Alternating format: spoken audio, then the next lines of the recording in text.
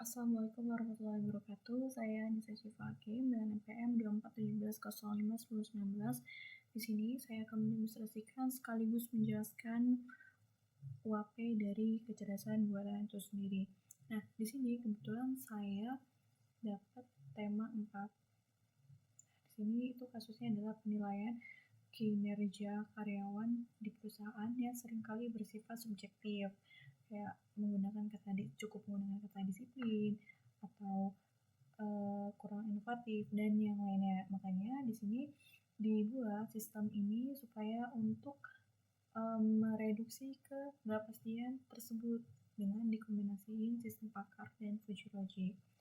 Nah, di sini saya menggunakan variabel inputnya itu ada tingkat inovasi, seberapa inovasi dia di perusahaan tersebut, terus di sini ada orientasi, solusi, seberapa pintar atau seberapa kritis dia dalam menyelesaikan masalah di perusahaan tersebut, atau yang biasa disebut dengan problem solving. Terus di sini ada adaptabilitas, di mana seberapa mampu dia beradaptasi di lingkungan kerja dan menyesuaikan dengan pekerjaan-pekerjaan yang dia kerjakan di kantor. Ya, seberapa adaptasi lah dia di situ. Setelah itu ada kemampuan public speaking, di mana dia seberapa pintar dia berbicara di depan umum atau ketika sedang rapat dan yang lainnya. Terus di sini outputnya itu adalah prioritas program pengembangan kompetensi. Di sini ada 3 skala, rendah sampai tinggi, 0 dan skalanya 0 sampai 100. Nah, untuk kode programnya, pertama di sini ada install library-nya terlebih dahulu. Terus seperti biasa itu ada import library. Nah, terus ini tadi variabel dari Fuji-nya itu sendiri dengan skala 0 sampai 100. Terus untuk fungsi keanggotaannya itu juga sama, dibagi ke 3 tingkat kepuasan, yaitu ada rendah, sedang, dan tinggi. Terus di sini juga pakai kurva trapesium atau tram PMF. Nah, ini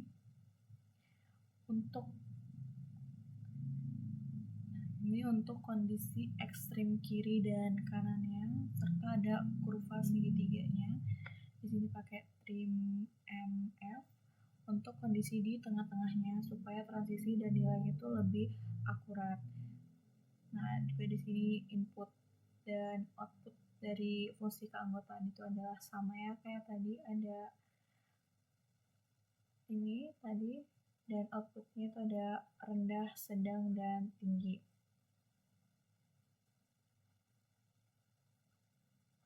Oke, di sini lanjut ke aturan Fuji-nya, itu ada aturan rules 1 dan rules 2, yang dimana di sini kalau misalkan satu komponen mendasarnya itu seperti inovasi atau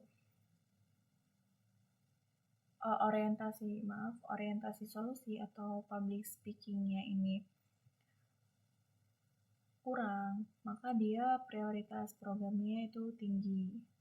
Semakin tinggi itu semakin baik kan. Di sini kan untuk tingkat inovasinya dia kurang, maka dia semakin tinggi itu semakin butuh pelatihan. Karena di sini adaptasi dan inovasinya kurang, maka semakin dia butuh pelatihan tersebut untuk melatih tingkat inovasi dan adaptabilitas itu tadi.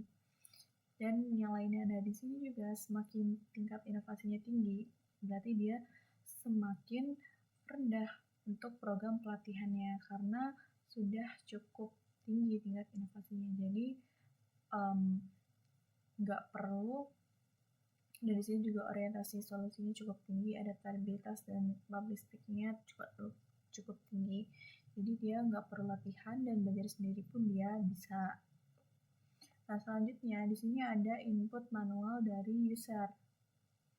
Nah, kita coba di-runkan. input manualnya. Misal nih, kita kasih nilai 55 untuk tingkat inovasinya. Setelah itu kita kasih nilai 70 untuk orientasi solusi. Dan di sini ada nilai 45 untuk adaptabilitas. Public speakingnya kita kasih 80.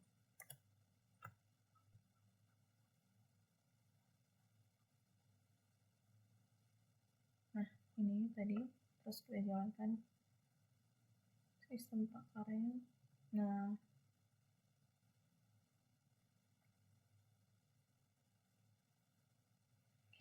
di sini hasil evaluasi dari sistemnya itu tadi, skor prioritas program pengembangannya itu ada 70,64%. Kebutuhan pelatihannya dalam kategori tinggi, berarti dia sangat amat butuh pelatihan. Pelatihan yang wajib diikuti, di sini juga ada rekomendasi dari pelatihan sendiri, yaitu Creative Thinking dan Innovation Bootcamp, sama ada Agile Mindset dan Change Management. Seperti tadi, karena dia kurangnya di inovasi dan adaptabilitas, maka dia disuruh untuk mengikuti pelatihan Creative Thinking dan Innovation Bootcamp. Nah, selanjutnya itu tadi udah hasil dari evaluasi sistemnya. Untuk selanjutnya itu ada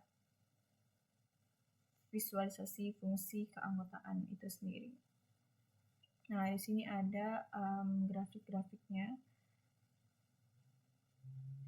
Nah, ini ada yang warna biru itu tandanya kurang, terus yang kuning ini tuh cukup, dan kurva yang hijau itu tinggi. Langsung aja ke bagian difusifikasinya. Difusifikasi program ini kenapa diarsir di bagian sini, di bagian, coba kita jalankan lagi untuk yang ini ya. Oke, nih dia berubah ya. Dia sangat tinggi. Kenapa? Karena ini kan dia memenuhi yang di area diarsirnya adalah hijau, dimana dia butuh untuk pelatihan tersebut. Untuk garis tengahnya atau garis kurva hitam ini, garis titik hitam ini, dia digambarkan oleh vertikal hitam yang menunjukkan pada angka koordinatnya, yaitu tadi berapa, 77,65, dan itu cukup tinggi, makanya dia diarsir di bagian yang hijau ini karena dia sangat amat butuh pelatihan. Itu saja sih. Jadi intinya kesimpulannya itu adalah karyawan dengan nilai orientasi dengan nilai tingkat inovasinya 55%, orientasi solusinya 70%, dan nilai adaptabilitasnya 45%, serta kemampuan public speakingnya 80%, itu sangat amat membutuhkan pelatihan, yang dimana pelatihan yang wajib diikuti itu adalah Creative Thinking dan Innovation Bootcamp, serta Agile Mindset dan Change Management dengan kurva keanggotaan seperti ini, dengan prioritas program yang sangat tinggi, dan titik beratnya di koordinat 77% tadi. Sekian dari saya. Assalamualaikum warahmatullahi wabarakatuh.